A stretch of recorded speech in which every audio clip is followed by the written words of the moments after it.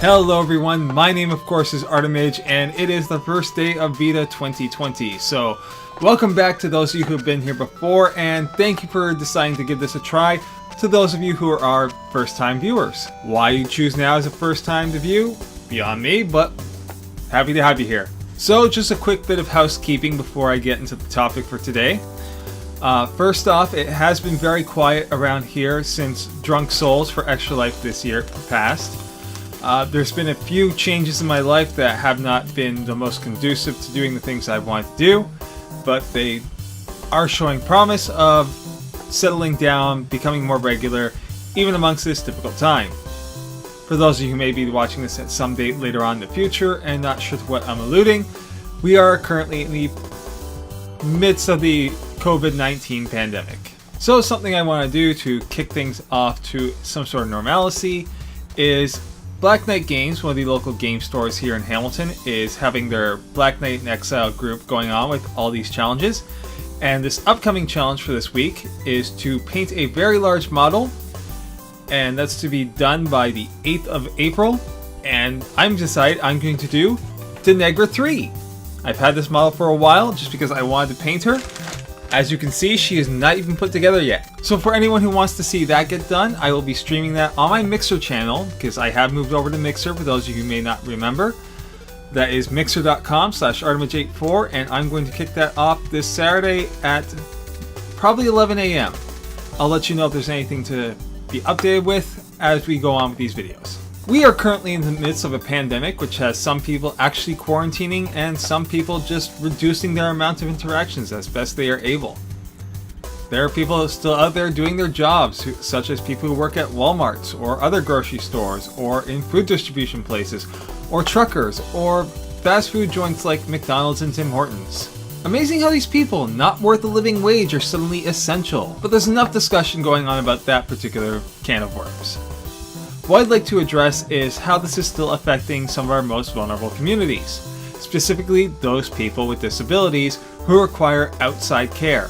So one such person that I know personally who has these encounters with other people's is a friend in Ottawa who has cerebral palsy, who has justifiable fear over catching COVID-19. Now, they receive service from an agency that sends out personal support workers to help with things such as getting into and out of bed, into and out of the shower and cleaning, just all these tasks that require certain functions that they are not able to do adequately for the best quality of life and comfort. Now, for the sake of their own safety, they have requested the agency no longer send these workers to help them out. Now, you might be wondering why that is or how this is relevant. Well, that's because the Health Canada guidelines towards these workers are not sufficient given this particular epidemic. The company policy, which follows Health Canada guidelines, is that unless a worker is showing symptoms, they are not required to wear PPE to interact with the resident. Now, the reason that's a problem is COVID-19 has been known to take up to 2 weeks to show symptoms in anyone who has it. So these people could be going around to the most vulnerable peoples who already are immunocompromised and passing it around them and not knowing for 2 weeks. And causing more exposure isn't just the work they're doing. Many of these workers are taking public transportation, and the agency is standing behind the decision not to issue PPE, but expect the residents that they see to provide it if they want it used. Now, under normal circumstances, the Health Canada guidelines are entirely reasonable, and asking someone who sees this care being done to them to provide PPE in normal circumstances, if it is for their comfort, makes absolute sense. I want to start there. But we are not in typical times.